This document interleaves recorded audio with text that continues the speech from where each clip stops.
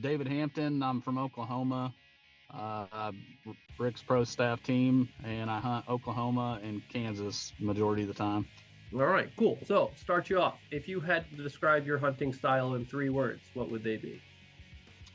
3 words to describe my hunting style. Probably would be fun, chaotic, and legal. Uh, my partners and I, we enjoy having a good time. Ultimately, that's why we all do it. With that, with the shenanigans amongst friends and whatnot, sometimes things get a little bit crazy, especially on some dynamic stands. Um, but no matter what, at the end of the day, we always play by the rules. We enjoy the privilege of hunting too much to risk that stuff over a lack of judgment. Really good answer. That was a really good answer. All right, cool. What's your go-to rig? What's your setup like? I think right now I have 4 rigs set up with RIX optics. My go-to right now would be my Springfield Waypoint 6 Creedmoor, running 87 grain VMAX with the new Leap L6R. I've really enjoyed getting to shoot that scope. It's attached. I attached that to my Leo Photo Ranger tripod with a ball head, and I scan with the Titan T6. That would be my go-to setup right now.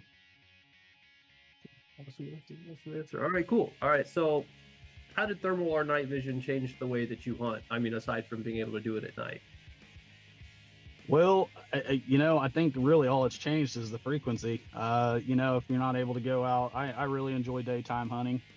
But if I'm not able to make it out during the day, especially like this time of year when, it's dark, 5, 6 o'clock, whatever, you work, late into the evening, you're still able to go out and make a stand or two, still enjoy the sport.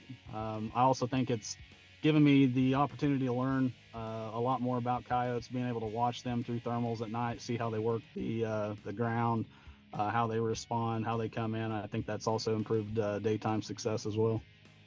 Excellent. Excellent. All right, cool. So how about favorite RIX features for your units? One of the things that I think that people don't take advantage of is a lot of people, are getting into this, don't necessarily have the money to afford a scope and a scanner. I think one of the coolest things about RIX is the RIX app. The ability, I think a lot of things that people look over is the ability to set your phone up on Wi-Fi and utilize that as a scanner. That's kind of how I started out. Bought a mount, just a bicycle phone mount, mounted that to the leg of my tripod, Wi-Fi'd it to the scope. And then you just, take a step back away from your rifle a little bit, grab a hold of the buttstock, and, you can use your ball head and scan side to side and seamlessly see that and use your phone as that scanner. The coolest advantage of doing it that way is when you're using a handheld scanner, say at night, you can't see which direction your gun is oriented. And so when you're looking through a handheld and say you're, turn kind of looking behind you, if you will, once you spot that heat source or you think you got a coyote coming in, then you've got to go to your optic, get on the scope, and then refine that through a different piece of equipment. Where if you're using your rifle as your scanner, as an option as your scanner, once you find that heat source, your scope, your rifle is oriented towards that target already. You just have to go down and do what you do and make the kill. That's genius, and That's the first time I've heard it, too. Ordering a phone mount for our tripod. That's such a good idea. All right, so what's a common mistake you see new hunters making with thermal gear, aside from not using their apps? That's so good. Well, when you're limited in funds, sometimes you got to come up with other ways to do things, man. I've used it a lot, and I've had some people with that to kind of follow up on that last one. I've had people say, well, the light of have you had the light of your phone, ruin a stand or blow up a stand, if you will? I can't say that that's necessarily true. I don't think, there's a lot of lights. I don't think lights necessarily, a lot of people hunt with lights. I don't think lights necessarily have blown up a stand on using my phone as a scanner. So I think it's a great cheap option for people that can't afford a hand scanner, but they want to get into get a scope and get started. So Mistakes that I see new hunters making with their thermal gear 100% is getting it, mounting it, zeroing it, going to the field and not being comfortable or having the knowledge with their equipment, how it works. The difference between a thermal and a day scope outside your guys that are, shooting long distance and adjusting for, elevation and windage and stuff like that. Your thermal scope just has so many more buttons and features to it with your LFR, your recording, your palettes, your focuses. I think, the best thing a person can do that gets into this is, practice. Mount your equipment, go to the range, get used to what buttons do what and change what features before you hit the field, because you're going to get to the field, you're going to get that perfect stand that everybody dreams of. You get 3, 4, 5 coyotes come in and it just blows up in a hurry. And you get frustrated because instead of changing your color palette, you hit the button and put your thermal into standby mode. So knowing what features your whatever optic you're running, I think is paramount in a successful hunt. Yeah, no, that makes a lot of sense. Seat time, right? Seat time with your scopes as well. That makes the most sense. All right, so walk us through your decision making on a hunt. So like when you line up a shot, what's going through your head? Well, it seems like maybe that's kind of changed a little bit as because doing what we do, a lot of it is really, can I get good footage? What color palette am I going to use? What have I not used? What do I want to use for this stand? Is my optic focused? Do I want to zoom in on this one? Do I want to use picture in picture? Have I showed the LFR or the LRF abilities? Do I have time to mess with any of that, or do I just need to make this shot and get whatever footage I can get from this one? But I try to, when I'm getting footage with the RIX optics stuff, I try to be able to adjust those palettes and show off those abilities of the scope if I can. But it gets chaotic, like I said, at times, and sometimes you just have to take that shot. And when I do take that shot, I think it really just comes down to, can I make this shot, and is that target somewhere that's easily recoverable? I absolutely hate losing a down coyote, especially if you're in a contest. Makes a lot of sense. All right, yeah. Do you like to run solo hunts, or do you prefer to run with a crew? If it's up to me, I 100% am taking somebody. I enjoy making the memories with people. If somebody can go with me that's new, or getting a kid involved that doesn't have the opportunity or doesn't have somebody that mentors them and getting into that, I love being able to take that opportunity and get people out there and get them involved. If I'll be honest, a lot of my most recent recordings that I've posted is really somebody else behind the scope, and I'm just there assisting them with the equipment or filming with the scanner or through another scope to try and get another angle or another piece of footage myself.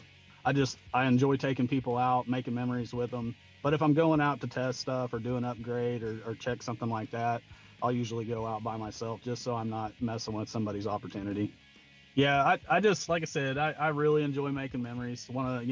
Everybody has their top memory, and for me, my top memory would be, it was a daytime hunt, but my wife on her first coyote kill, she shot that with a 6.5 Creedmoor. I actually kept that casing, took it to a jeweler, had him cut the head off of that and turn it into a necklace, and she wears that necklace every single day.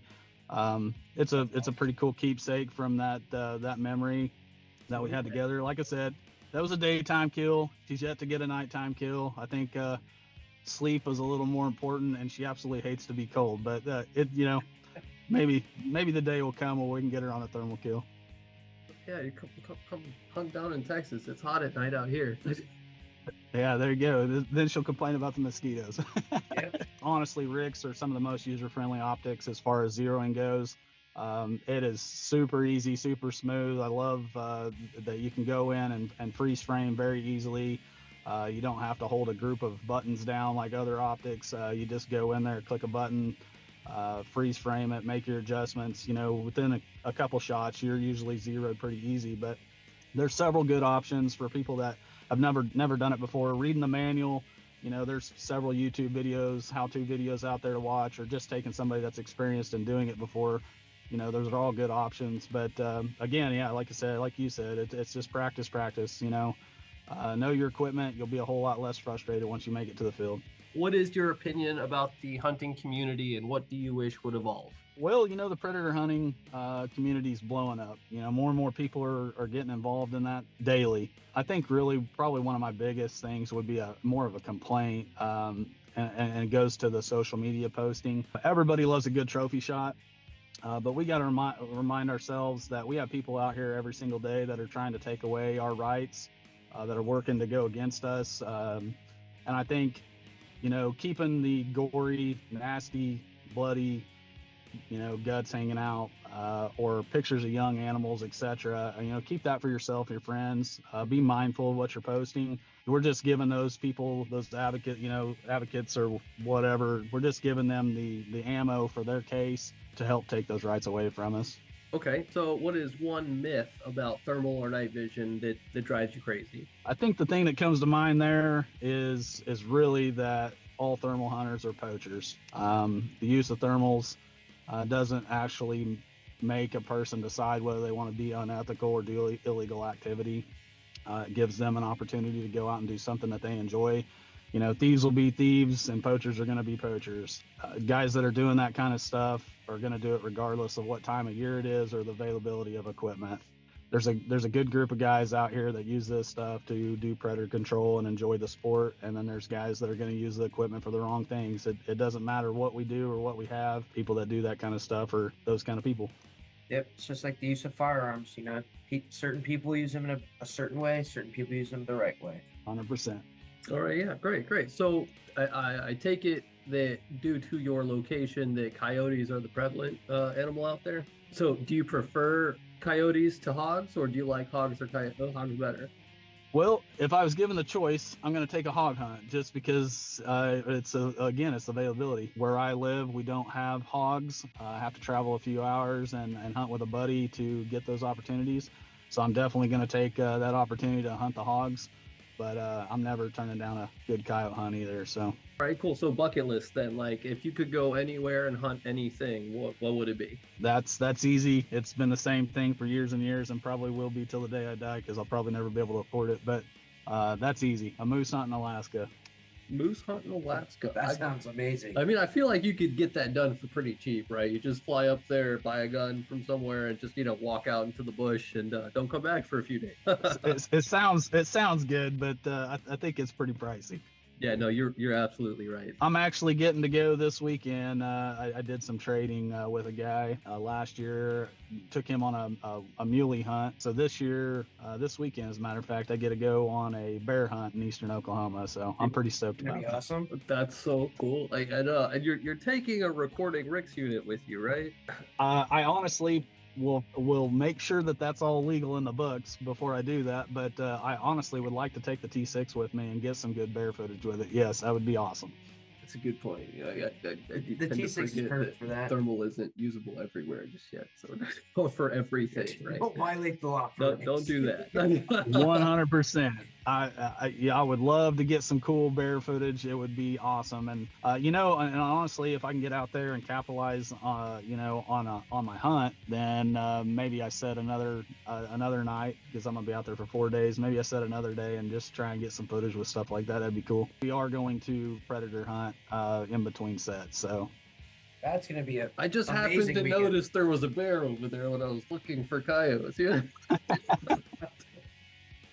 Well, yeah, no. So, what is your favorite thermal palette? Like, what color palette do you like? Well, I've kind of taken a liking to the new green monochrome. Gives you the pop of the white hot, has a little bit more contrast, and I think there's a little less eye fatigue with it. Again, if it's black hot or white hot, I'm probably using white hot. White hot just seems to work better for me in the brushier areas. If I'm in a wide open field and Kansas season actually starts today, if I'm up in where the crops have been cut and you're just in a wide open field, I'm going to run black hot. That's just easier to see in the shorter wide open areas. We're 2 for 2 on green monochrome now. That's that blows our minds. A growing trend. Dude, it's really cool. it's a killer. I like it. I've ran the red monochrome a little bit, and I like it as well. I just think the green is just not as bright, a little less eye fatigue, and I enjoy the green. I do think it would be a cool feature to be able to go into your menu and select the one or two or three color palettes and weed out the ones in your, as you're scrolling through that you don't necessarily want to use. I think that would be killer just to have black hot, white hot, green monochrome. That would be my setup. That way I'm only really ever one turn away from where I want to be. Yeah, you just cycle through less options. That makes a lot of sense too. Like if you pull away from color palette options, customizing your menu settings. I think that would just be stellar. I would set it up black hot, white hot, green monochrome. And all right, cool. So I got one more question for you here. It is kind of a fun one. Going out for a hunt, do you prefer gas station snacks or home packed lunches? 100%. All my buddies know that's Little Debbie honey buns and Mountain Dews, man. we kind of have some fun traditions with eating that, that honey bun. Once you eat that first honey bun, you get that first coyote on the ground. But if we're in a contest, I have an amazing wife. She usually makes some Bureaucrates or something, packages those up for us, or sandwiches, something, and some homemade cookies and stuff. But if we're just going out on a fun hunt, of an evening, it's 100% honey buns and Mountain Dew. All right, man. Yeah, that's really all I got for you question wise. I super appreciate the opportunity to be part of the RIX team and be able to test and shoot your guys' optics. It's been a blessing. I really enjoy it. My wife maybe not so much, but no, I'm just super blessed. Well, hey man, we appreciate you. Thank you for taking the time out this morning to talk with us. Interviews just keep getting better. Sounds good, fellas. I appreciate your time.